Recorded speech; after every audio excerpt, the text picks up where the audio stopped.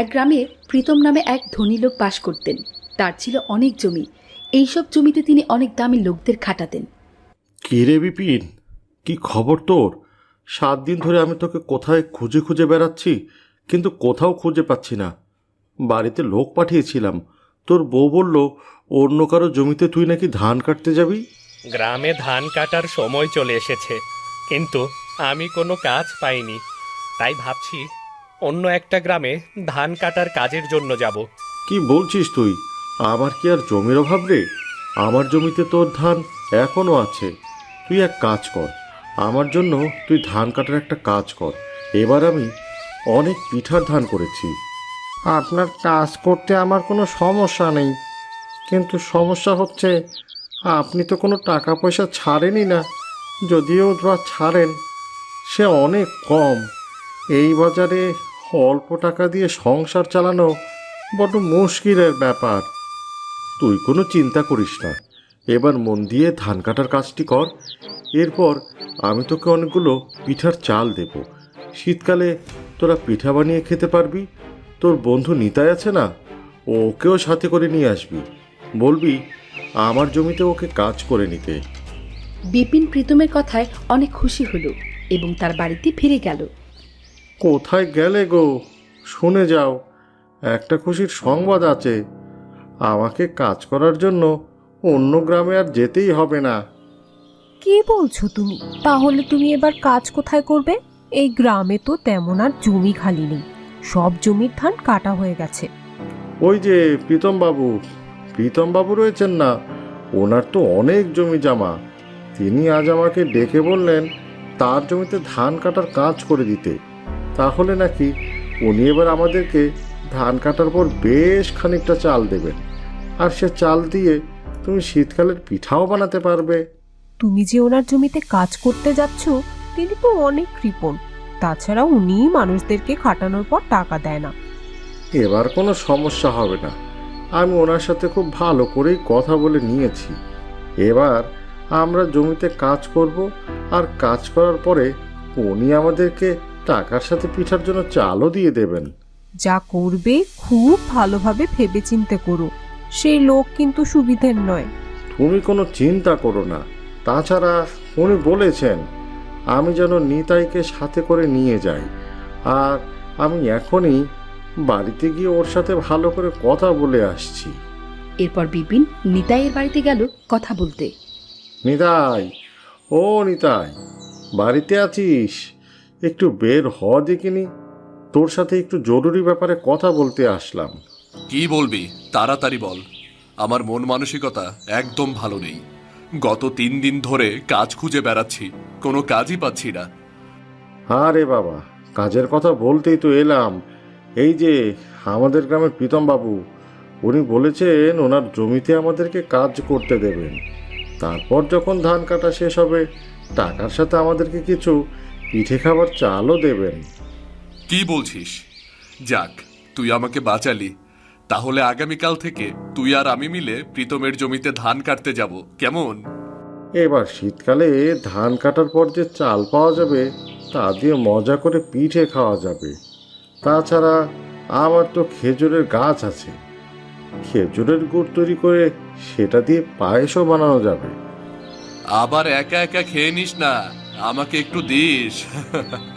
তুই আমার প্রাণের বন্ধু, তোকে ছাড়া কখনো কিছু খেয়েছি নাকি? আচ্ছা, এক কাজ কর, চল এবার না হয় বাড়ির দিকেই যাই। বুঝলে বউ, এই গ্রামের মানুষগুলো সত্যিই অনেক বোকা।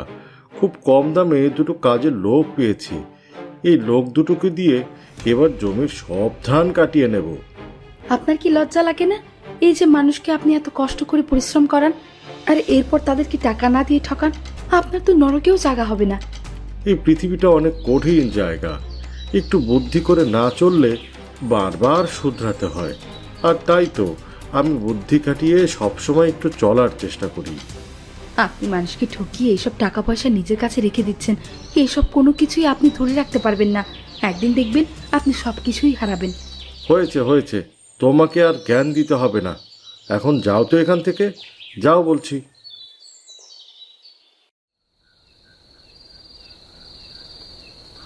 আমাদের এত অভাবের সংসার, তারপরেও তুমি অল্প অল্প করে কিছু টাকা ব্যাংকে জমাচ্ছ। তা কি করবে এই টাকা দিয়ে? কি আর করব, আমরা তো গরিব মানুষ, আমাদের স্বপ্নগুলো ছোট ছোট। কোনো একদিন এই টাকাগুলো আমাদের কাজে লাগবে। ধান কাটার পর বেশ কিছু টাকা পাই, তাহলে সে টাকাগুলো তোমার হাতে তুলে এনে দেব। টাকাগুলো তুমি তোমার ওই ব্যাংকের হিসাব নম্বরের মধ্যেই জমিয়ে রেখো। আগে দেখো তো তুমি কত টাকা পাও। যে লোকের বাড়িতে ধান কাটতে যাচ্ছ সেই লোক তো একদম সুবিধের নয়, তার কাজ হচ্ছে মানুষকে ঠকানো। অন্য গ্রামে ধান কাটতে আমি যেতে পারতাম, কিন্তু তোমাকে রেখে একা একা যেতে আমার মনে সায় দিচ্ছে না। আর তাই তো কষ্ট করে হলেও এখানেই ধান কাটার কাজটি সেরে নিচ্ছি। হয়েছে, এখন ঘুমিয়ে পড়ো। কাল তো সকাল সকাল কাজে যেতে হবে। কাল তোমার কাজের প্রথম দিন, আজ রাত না জাগাই ভালো হবে। পরের দিন সকালবেলা বিপিন এবং নিতাই মিলে ধান কাটার কাজ করছিল। আর এমন সময় সেখানে প্রীতম এসে বলল, বাহ, তোরা তো খুব সুন্দর কাজ করেছিস। এইভাবে কিছুদিন কাজ করলে ধান কাটা একদম শেষ হয়ে যাবে। শোন, আমার একটা খেজুরের বাগান আছে, তোরা আমাকে কয়েকটা খেজুরের গাছের রস পেড়ে দে। কাজ শেষ করে যখন তোরা বাড়িতে ফিরবি তখন ধান চালের সাথে আমি তোদেরকে কিছুটা খেজুরের রসও দেব। কিন্তু আমি তো কখনো খেজুর গাছে উঠিনি। আচ্ছা আচ্ছা, কোনো সমস্যা নেই, আমি খেজুরের গাছে উঠে আপনাকে খেজুরের রস পেড়ে দেব। এমনিতেও বাড়িতে আমার দুটো খেজুরের গাছ রয়েইছে। আচ্ছা ঠিক আছে। নিতাই, তুই তো খেজুরের গাছে উঠতে পারিস না, তাহলে আমার একটা ছোট্ট কাজ করে দে। আমার কয়েকটা গরু আছে, সেখান থেকে একটু দুধগুলো দুইয়ে দিয়ে যা।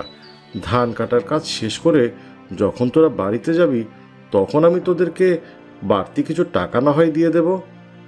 এইভাবেই প্রীতম ধান কাটার কাজের সাথে সাথে বিপিন এবং নিতাইকে দিয়ে অনেক বাড়তি কাজ করাতো এবং সে মনে মনে অনেক খুশি হতো।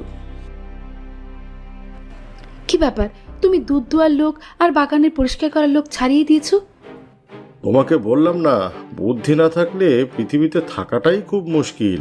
ওই বাড়তি কাজগুলো আমি বিপিন এবং নিতাইকে দিয়েই করিয়ে নিচ্ছি। তুমি কি মানুষ না অন্য কিছু? এই দুটো লোক সারাদিন ধান কেটে কত পরিশ্রম করে, আর তাকে কিনা তুমি বাড়তি কাজ করাচ্ছ? তুমি এত ভেবো না, ওদেরকে আমি হাতে কিছু না কিছু পয়সা ধরিয়েই দেব। গরিব মানুষ, অল্প পয়সা পেলেই ওরা খুশি হয়ে যাবে। এরপরে ধান কাটা কাজ শেষ হলো। নিতাই অনেক আশা করে পিঠার চালের জন্য বাড়তি টাকার জন্য গেল প্রীতমের কাছে। তোদেরকে ধান কাটার টাকাটা দিয়েই দিলাম, এবার যা বাড়িতে গিয়ে বিশ্রাম কর। এ কয়দিন তোরা বেশ পরিশ্রম করেছিস। বলছেন কি, আপনি তো বলেছিলেন ধান কাটার সাথে সাথে আমাদেরকে কিছু টাকার চালও দেবেন, যাতে আমরা পিঠে বানিয়ে খেতে পারি। তাছাড়া ধান কাটার কাজের সাথে তো আরও অনেক বাড়তি কাজও আমরা করেছি। ও তাই বলেছিলাম নাকি? তো ওই চাল টাল আমি দিতে পারবো না বাপু। এখানে 20টা টাকা আছে, এই টাকাগুলো নিয়েই বরং তোরা বাড়ির দিকে চলে যা। হে বিধাতা, মানুষ কত অসহায় বানিয়েছেন আপনি। আমি গরিব মানুষ, কেন আপনি আমাকে এভাবে ঠকালেন? সৃষ্টিকর্তা তো আপনাকে অনেক কিছুই দিয়েছেন, তারপরেও কেন আপনি গরিব মানুষের উপর এমন জুলুম করছেন? কত আশা করেছিলাম ধান কাটার কাজ শেষ হলে বউ বাচ্চাদের নিয়ে পিঠা বানিয়ে খাবো, আর আপনি কিনা সেই চাল আমাদের দিলেন না। তোদের সাথে এত বাড়তি কথা বলার সময় আমার নেই, এখন এখান থেকে বিদায় হওয়া দিচ্ছি। এরপর নিতাই খুব মন খারাপ করে বাড়িতে ফিরে গেল। কি ব্যাপার, এত মন খারাপ করে বাড়ি এলে? আজ তো তোমার টাকা আর ধানের চাল পাওয়ার দিন। আগামীকাল আমি পিঠা তৈরি করব বলে প্রস্তুতি নিচ্ছি। আমাকে তুমি ক্ষমা করে দাও গো, আমি তোমার জন্য পিঠের চাল আনতে পারলাম না। আমি খুব ভালো করে জানতাম তুমি সেই প্রীতমের কাছ থেকে একটা কানাকড়িও পাবে না, আর তাই তো আমি মাটির ব্যাংকে অল্প অল্প করে টাকা জমাচ্ছিলাম, যেন তোমাকে পিঠা বানিয়ে খাওয়াতে পারি। ঘরে তো খেজুরের গুড় আছে, দোকান থেকে দুধ আর চাল কিনে আনো। আজকে আমরা পিঠা উৎসব করব। এটা হবে গরিবের পিঠা উৎসব। সত্যি তাই বুঝি? এই জন্যই তো তুমি মাটির ব্যাংকে টাকা জমাচ্ছিলে, আর ঠিকই আছে।